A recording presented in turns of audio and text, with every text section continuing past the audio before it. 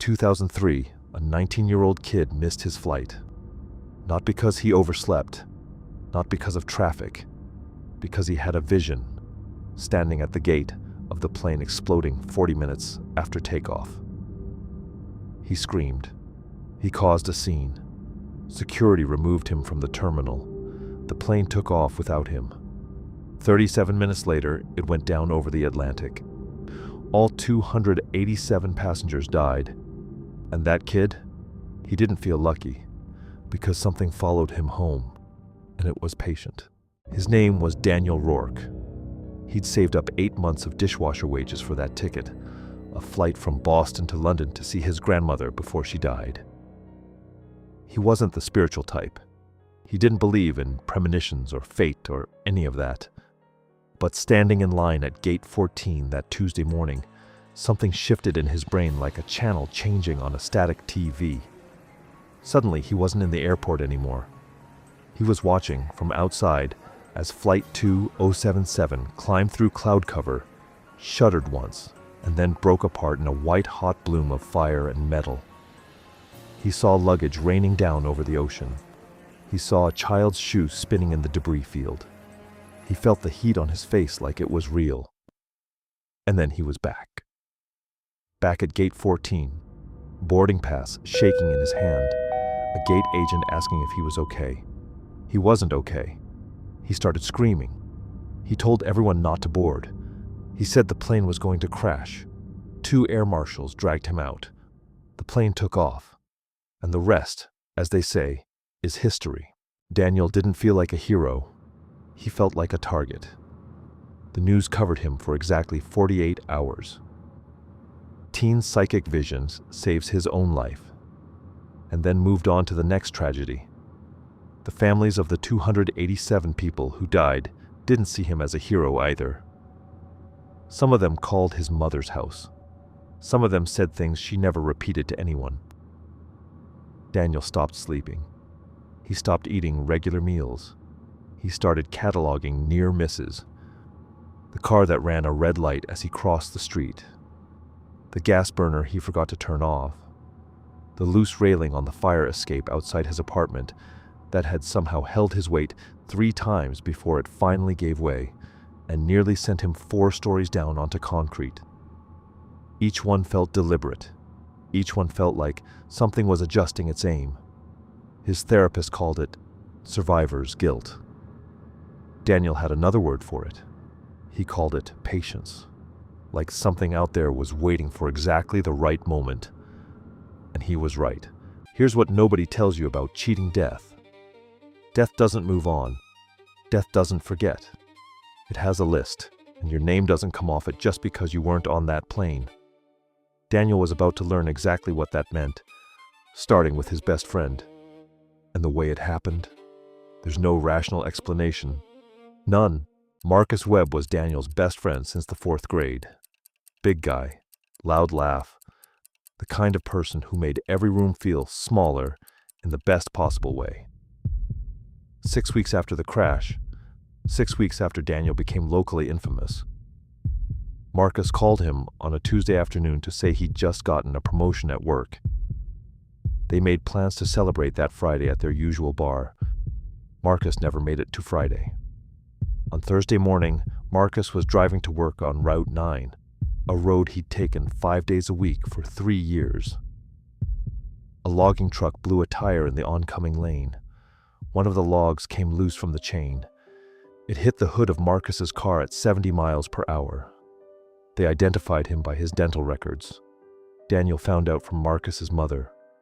And the first horrible, unforgivable thing he thought when he heard the news was, it's starting.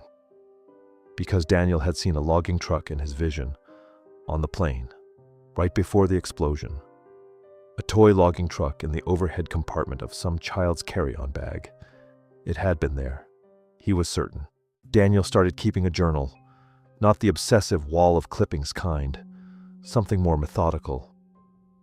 He wrote down every detail of his vision: the log truck, the blue carry-on bag, a woman in a red coat, a man with a wedding ring that caught the light in a specific way.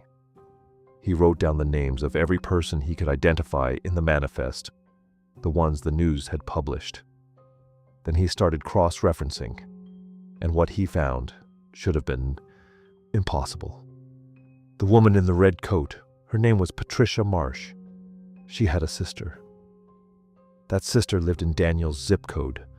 That sister had died 2 weeks after the crash in a freak gas leak in her kitchen.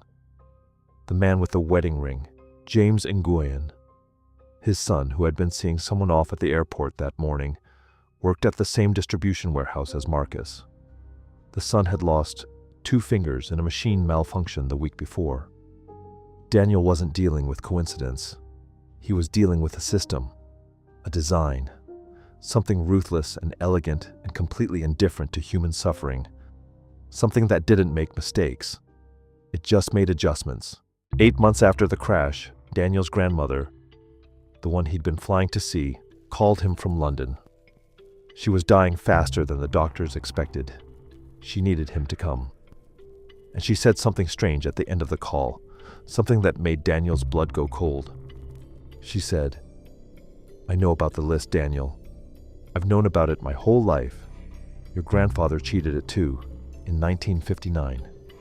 It took everyone around him, one by one, until he begged it to take him instead. And it did. Don't make his mistake. Whatever you do, do not beg." Then the line went quiet. He called back immediately. The number rang through to a hospital ward. A nurse answered. His grandmother had died 4 minutes before he'd received that call. He booked the flight anyway, because what was he going to do? Run forever? But here's the thing about Daniel's second flight. He should never have made it to London. Something was waiting for him at 34,000 feet. And the only reason he survived, the only reason, is because of a stranger in seat 14B who seemed to know things she had absolutely no way of knowing. The woman in seat 14B introduced herself as Claire. Middle-aged, quiet. She had no carry-on, no book, no phone, just her hands folded in her lap and her eyes looking straight ahead. Daniel noticed her because she was in the seat directly in front of his, and she hadn't moved since boarding, not to use the bathroom, not to take a drink from the flight attendant, not to shift her weight once in 4 hours. An hour outside London, the cabin pressure dropped. Masks fell from the overhead compartments. Passengers screamed. And Claire turned around in her seat. Turned completely around, which should have been physically awkward, and looked at Daniel with the flattest, calmest eyes he'd ever seen. She said, "Hold the armrests and count to 11. Not 10, 11. He did it. He doesn't know why. The plane stabilized at count 8, lurched violently at 9 and 10, and on 11, a bolt of static electricity ran through the fuselage that the airline would later describe as unexplained and unprecedented. The passenger in 14A, directly beside Claire, went into the cardiac arrest from the shock. He survived, but barely. When Daniel looked back at seat 14B after landing, it was empty. The flight manifest showed no passenger had been assigned to that seat. Daniel found his grandfather's records in a box under his grandmother's bed. Letters, newspaper clippings, a journal written in tight, careful cursive. His grandfather's name was Thomas Rourke. In 1959, Thomas had survived a train derailment in rural Wales, a crash that killed 31 passengers. He was the only one in his car to walk away without a scratch. For the next 4 years, he watched the people closest to him die in freak accidents, one by one, in an order that mirrored the seating arrangement of the train car. The man across the aisle, the woman behind him, the child 2 rows forward. Thomas documented every death with the same flat-eyed precision of someone who had accepted something unacceptable. The last entry in the journal read, "I have found the pattern. I understand now that it is not evil, not in the way we use that word. It is simply efficient. It does not hate us. It simply cannot tolerate an error in its accounting. And I am an error. as is anyone born of my blood. The journal was dated October the 4th, 1963. Thomas Rourke died the following morning in a kitchen accident, so mundane the coroner barely noted it. Daniel closed the journal. He sat in the dark for a long time, and then he did something that anyone with sense would have told him was the worst possible idea. He decided to find Claire. He found her. It took him 3 years, 2 private investigators, and a trail of records that shouldn't have existed. Because officially, Claire had never been born. But he found her. And when he knocked on the door of the address his investigator had given him, a woman answered who looked exactly like Claire, except younger, 20 years younger at least. And before Daniel could say a single word, she looked at him with those same flat, calm eyes and said, "You're Thomas's grandson, aren't you? We've been waiting for you to come. There's something you need to understand about what you are." She stepped aside. He walked in. The door closed, and that, according to the investigators Daniel's sister hired when he disappeared in the fall of 2006, is the last confirmed moment anyone ever saw Daniel Rourke alive.